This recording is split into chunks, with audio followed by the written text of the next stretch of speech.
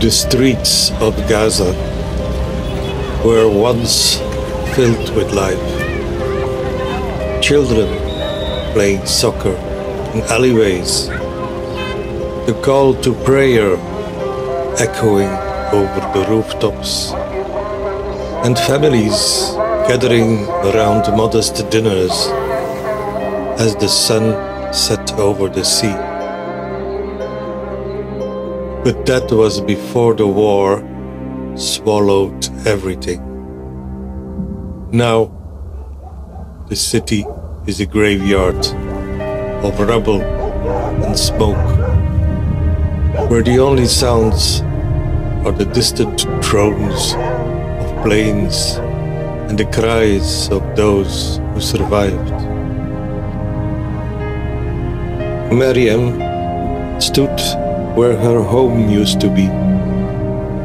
She was holding a small torn piece of her son's blanket, the only thing she had left of him.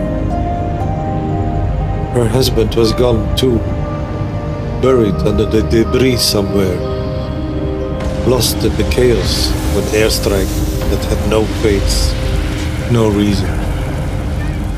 A senseless attack that tore through homes and schools and markets alike.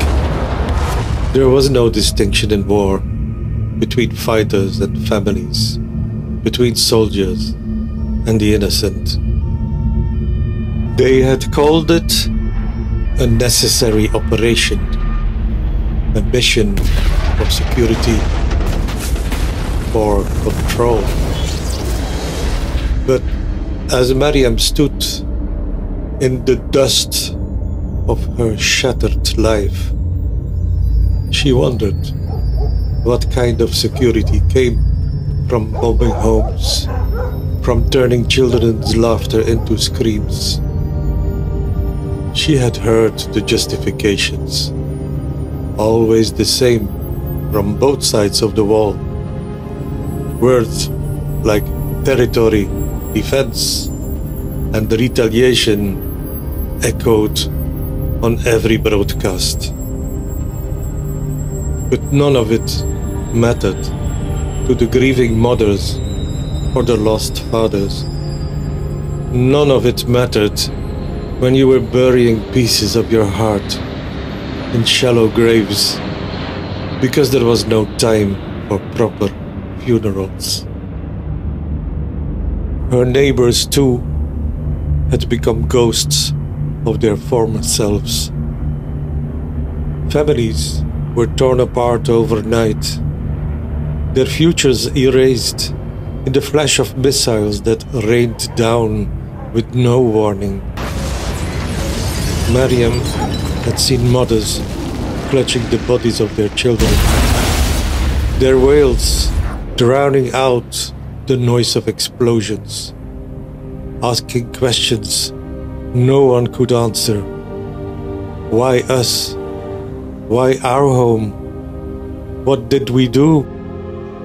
But the war wasn't about them. It never was. It was about lines on a map. It was about old grudges carried by men in faraway places.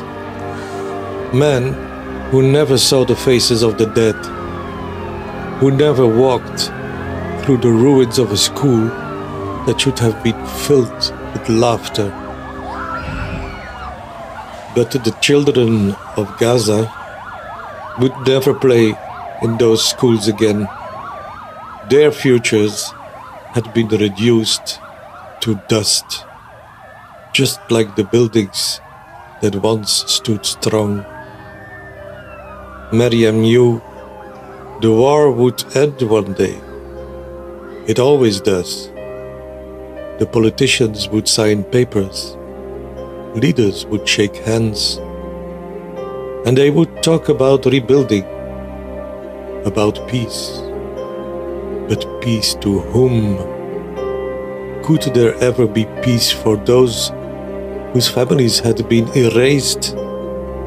How do you rebuild a home when the people who made it whole are gone? Mariam knelt in the rubble, her tears mixing with the ash that covered everything. There was no victory here, no winners, only ruins. War didn't care for the living. It only took everything.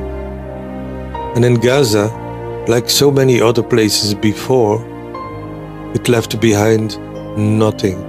Nothing but shattered lives and the echoes of those who would never return.